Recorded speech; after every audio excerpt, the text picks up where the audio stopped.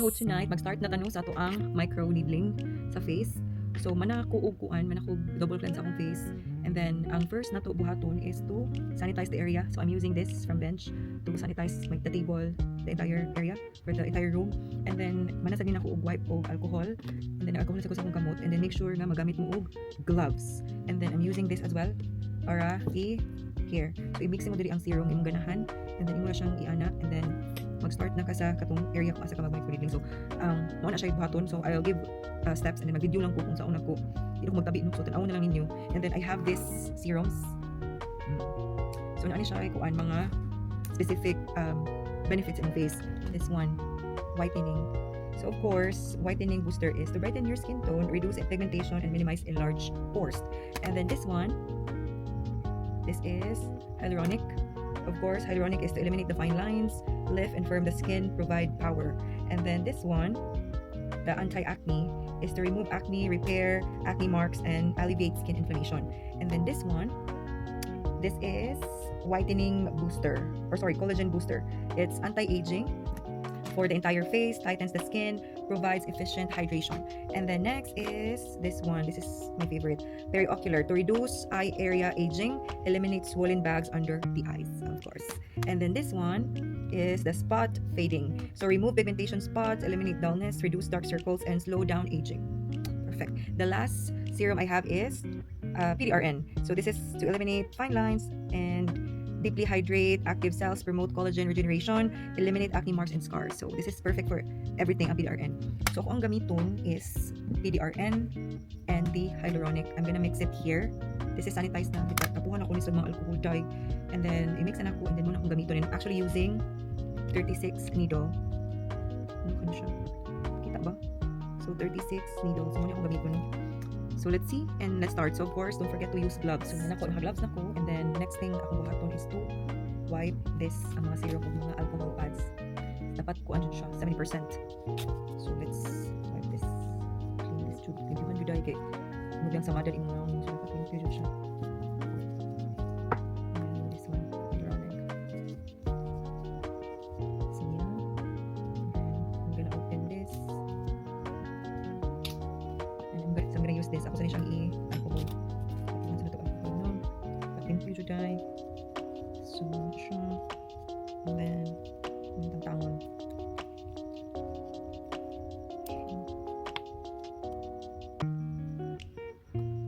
So, it's open and i-pour ni mo diri.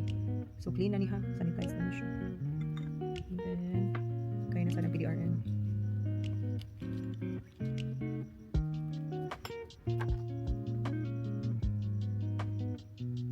Ito basic dapat ang alcohol na.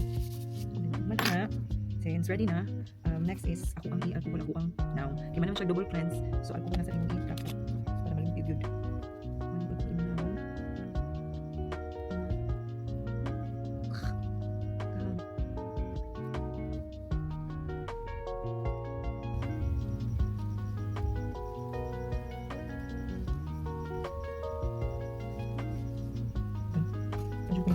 More.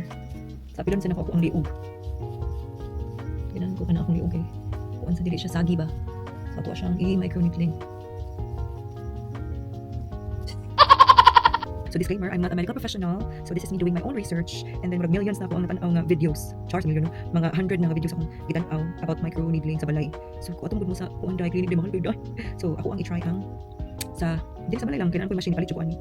So ano ni siya, we have different paths sa microneedling. So na horizontal, nasa vertical, and then nasa siya circular pass.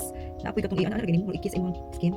Rim ko sa tawag. And then the higher the needle, the more ang magkuan sa imong face. Hindi siya sakit. So again, I'm using 36 needles. Og sa kuno ko i-chika. So naatay different depth di ay sa microneedling, no. So sa forehead, ang imong dito is 0.25 ang gamiton. And then sa face, kaya pwede na ka mag 1 pataas ang depth, like 1 mm to 2. And then here, sa imong nose is 0.25. And then diri sa neck kay 1 mm ana. So magsugod man ko sa forehead. So kanan lang mo, di na ako magtabi dai kay kana ko mo-focus ako ang bisyo diri dai. So watch na mga video ha, then sa una. So let's start.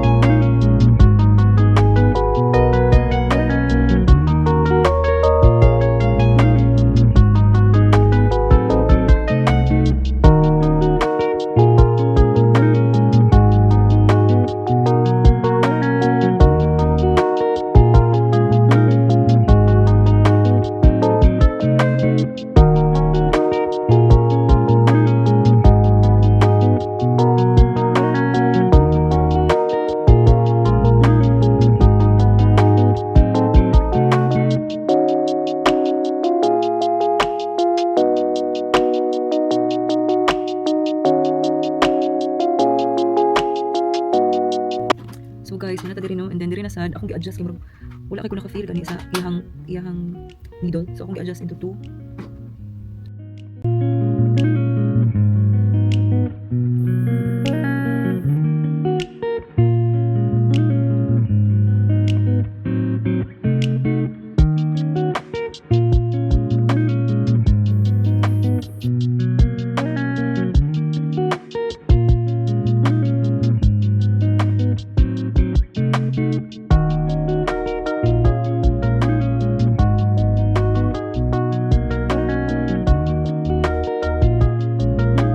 Day ang aftercare ani mga day dapat matug karon nga limpyo imong bed sheet, imong pillowcase tanan day dapat limpyo.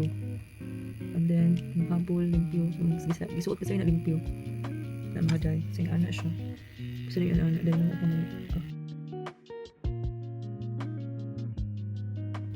So mana mga day, I'm done. So inyo na ibalik diri no ana. And inyo gapon ni siyang trapuhan. Yung aftercare is trapuhan gapon niyo tanan before niyo sud sa sulanan. Ana na siya day. Then kani kay i-dispose na ni siya. Ana. And then kani na pay sobra mga day no. So ano to ni ibutang sa face. Iharot na to ni ibutang sa face. Wala lang kamuton. Wait. Ang kamuton mga day. So ang PDRN para dali ra mo heal. Mas maayo gud mga day if na mo'y mask. Ya akong mask mga day kay wala hulog na akong mask na. Gahuman ani magmask mo like 15 minutes para mawala ang puwa. I'm not sure if na pa may mga puwa-puwa mga day. Puwa-puwa mga day. No, tamatis. Sana na siya mga day. Butang na mo siya. So napay sa daghan. Dito kay sobra. Kasi yung face.